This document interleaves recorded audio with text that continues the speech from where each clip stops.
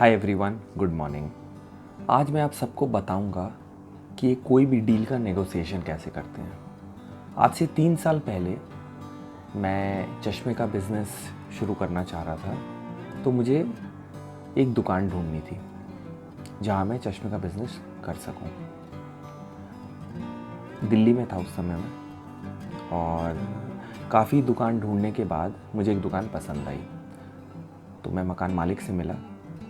मैंने मकान मालिक से पूछा कि ये दुकान मुझे पसंद है। वो दुकान करीबन आई थिंक 250 स्क्वायर फीट की दुकान थी और मेन रोड पे थी, अच्छा लोकेशन था। तो मैंने लैंडलॉर्ड से पूछा ये दुकान कितने में आप देना चाहते हैं, मुझे रेंट पे लेना है, चश्मे का बिज़नेस करना है। उसने कहा कि 35,000 रुपये मेरी डिमांड है।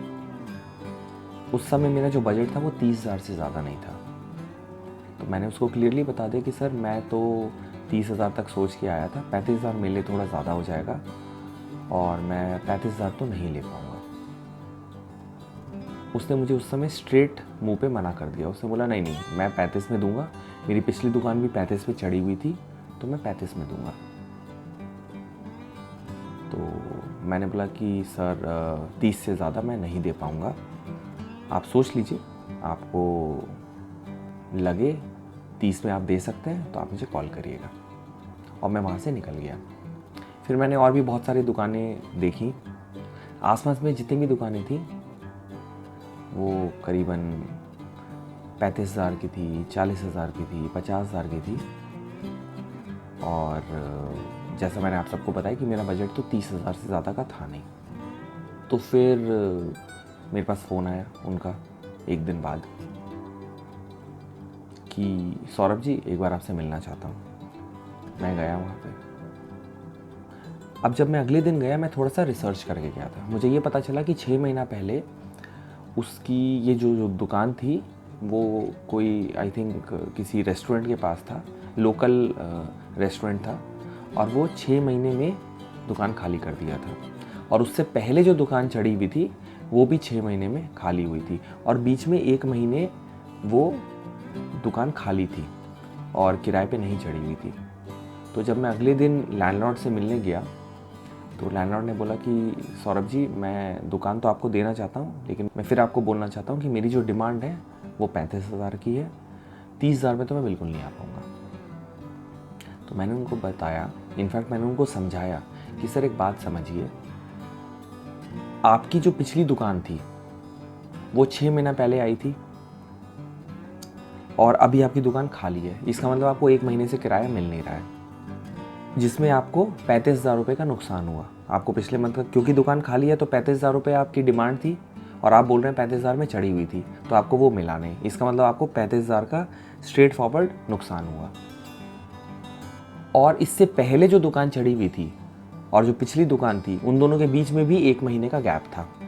इसका मतलब आपको उसमें भी 35,000 का नुकसान हुआ। इसका मतलब आपको पूरे साल में करीबन 70,000 रुपये का नुकसान हुआ। अगर 35,000 की चढ़ी होती, जो आपकी 35,000 की चढ़ी हुई थी, 12 महीने तो आपको मिला नहीं, आपको 10 महीने मिला। इसका मतलब आपको 3,50,000 रुपये मिला पूरे साल में, जिसमें 2 महीना खाली रहा। अब वही चीज़ मैं बोल रहा हूँ कि आप मुझे 30,000 में दे दो। 30,000 में मैं आपके साथ रजिस्टर्ड अग्रीमेंट करूँगा। मैं ब्रांड हूँ, तो मैं अगर कुछ लॉसेस भी होंगे या कभी कोई ख़राब समय भी आया तो भी मैं, क्योंकि ब्रांड हूँ, तो मैं दुकान नहीं बंद होने दूंगा। क्योंकि मेरा इतना पैसा खर्च हो रहा है दुकान शुरू होने में, तो मैं दुकान को बंद नहीं होने दूंगा। अगर लॉस भी है तो भी मैं 2-4 महीने लॉस में चला सकता हूँ। तो अगर आप मुझे 30,000 में देते हैं तो 12 महीने के हिसाब से जो टोटल रेंट आपको मिलेगा वो मिलेगा 3,60,000, और आपको अभी मिल रहा था 3,50,000। तो इनफैक्ट मेरे साथ जुड़ने में आपको फ़ायदा ही हो रहा है 10,000 का, जबकि आपको शॉर्ट टर्म में नुकसान दिख रहा है कि आपको 35 का 30,000 ही मिल रहा है, लेकिन लॉन्ग टर्म में मैंने आपको 10,000 रुपये का फ़ायदा दिखा दिया। और ये बोलकर मैं वहाँ से चला गया। अगले दिन फिर उसका फ़ोन आया। उसने बोला सौरभ जी मैं आपसे मिलना चाहता हूँ। इस बार मैंने उसे बोला कि सर आइए, आप हमारे ऑफिस आइए, मैं थोड़ा सा बिज़ी हूँ, मैं नहीं आ पाऊँगा। उसने बोला ठीक है सौरभ जी, मैं आपके ऑफिस आता हूँ। वो आया हमारे ऑफिस।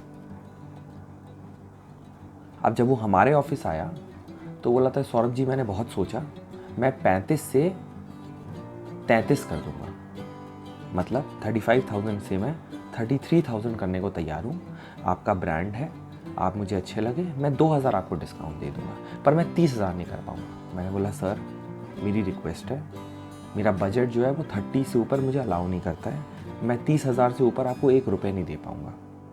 फिर उसने फ़ोन घुमाना शुरू किया, उसने अपने बेटे से बात किया, अपनी बीवी से बात किया, और फिर उसने मुझे कहा डन सर, 30,000 में डन करते हैं। और मुझे वो 35,000 की दुकान 30,000 में मिली। तो इस पूरे कहानी में हमें क्या सीख मिलती है, एक बार समझते हैं। नेगोशिएशन करने के सिर्फ 2 ही रामबाण है। पहला, पेशेंस रखना। आपको ना पेशेंस रखना है। पेशेंस रखने का क्या मतलब होता है? पेशेंस रखने का मतलब होता है आप अपना चाल चलिए और वापस घर आ जाइए। अपने चाल चलने के बाद फिर से दूसरा चाल आप मत चलिए। अपना चाल चलने के बाद वेट करिए कि सामने वाला पार्टी अपना चाल चले। लोग क्या करते हैं, इतना हड़बड़ाहट में होते हैं कि 4-5 बार अपना ही चाल चल देंगे विदाउट इवन वेटिंग कि सामने वाला चाल चले। तो हमेशा पेशेंस रखिए, अपना चाल चलिए और वेट करिए सामने वाला जब चाल चलेगा उसके बाद ही अपना चाल चलिए। नंबर 2, आपको सामने वाले बंदे को कुछ प्रॉफिट दिखाना है, कुछ फ़ायदा दिखाना है, तो ही आप नेगोशिएशन का डील आपके फेवर में जाएगी।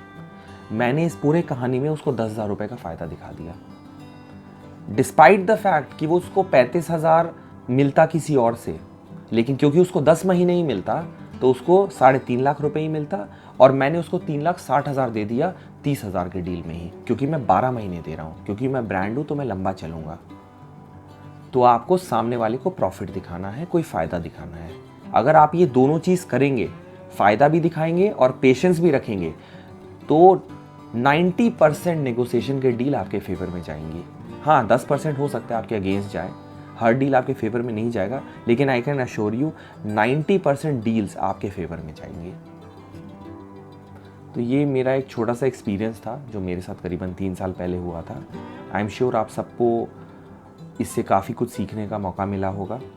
अगर आप चाहते हैं इस तरीके के मैं वीडियोस बनाता रहूं, तो आप इस चैनल को ज़रूर सब्सक्राइब करें। इससे मुझे मोटिवेशन मिलेगा और मैं और अच्छे वीडियोस आपके लिए बनाऊंगा। तो आज के लिए इतना ही, नेक्स्ट वीडियो में मिलते हैं।